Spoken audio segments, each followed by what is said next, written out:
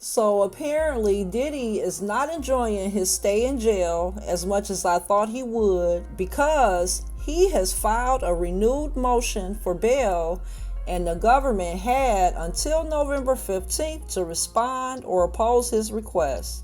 But just like those before him, I guess he gonna learn today that the Southern District of New York don't play about no case, child, because they waited until the end of the day to respond. Not only did they respond, they made accusations, claimed that they have proof of him calling Kalina Harper 132 times, but also threw in an update to that and said Diddy sent Kalina's Dawn's complaint and coerced her into doing that recent interview. Did y'all see that thing? Well, honey, if you didn't see it, she blamed Dawn for everything, child. She called her all kind of bitches and everything, child. Y'all need to see that interview. So they basically denied post bail because he called me 56 times. So I feel really bad because I feel like, but my nigga called me, I will get in fucking court and stand up for my nigga if... Anywho, Kalina has been busy posting negative remarks about Dawn. And the gag is that the feds say they have proof of him paying Kalina to do it. And now they say Diddy has paid somebody else to contact his fellow inmates and to pay them to use their phone accounts so that Diddy can hide phone conversations from the feds and say he has had access to at least 8 phones, child. He just calling everybody.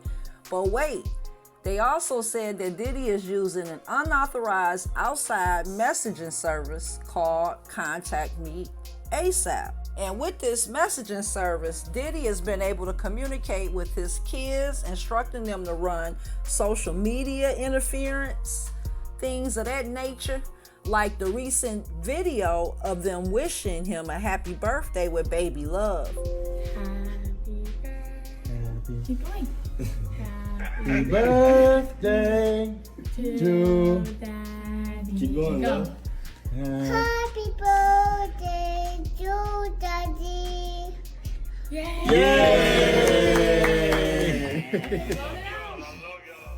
Diddy has also been sending messages to people that are not on his contact list. The government is accusing Diddy of trying to taint the jury pool because right after the kids posted that birthday video to their father, the feds claim Diddy got on a jailhouse computer to check the analytics and everything to see if his views went up on that thing, girl. See if that upload dropped it hot enough, I guess.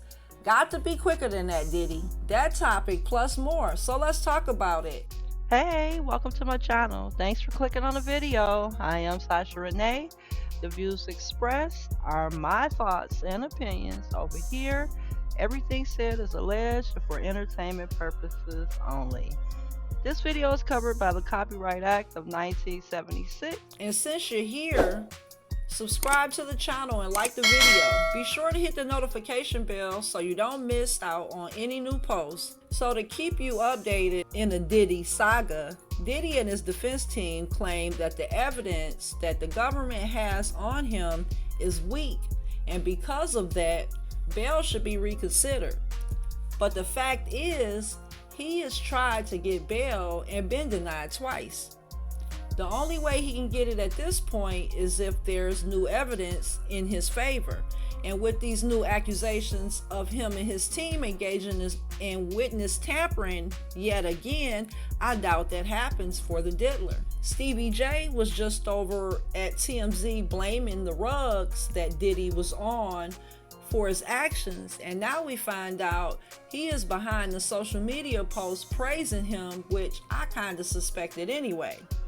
But the 8 phone accounts, I guess he can't stop for real. Of course, with all the feds say they have, they're asking that his request for bail be denied. I don't know how he thinks he will just walk away from this on top, but let's just say it ain't looking good for the diddler. Diddy is trying to use his past relationships with Cassie and others as his new evidence. Yes, you heard that correct. By trying to convince the court that everything that happened was consensual. However, the government opposed by saying this information was already presented by Diddy's legal team and that they were trying to recycle it and offer it again as new, which reminded the court that this regurgitated evidence had already been denied. It wasn't that long ago when the feds gave Diddy and his team the discovery evidence that they intend to use against him in the upcoming trial, which included some text messages between Diddy and Cassie that showed good and bad times between the couple, which is why I want to talk about a woman named Audrey English who claims to have worked for Diddy and one of the alleged victims who filed a lawsuit against him. Well, Miss English did a jaw-dropping interview, in my opinion at least, with content creator Lionel B and told him what happened during that time.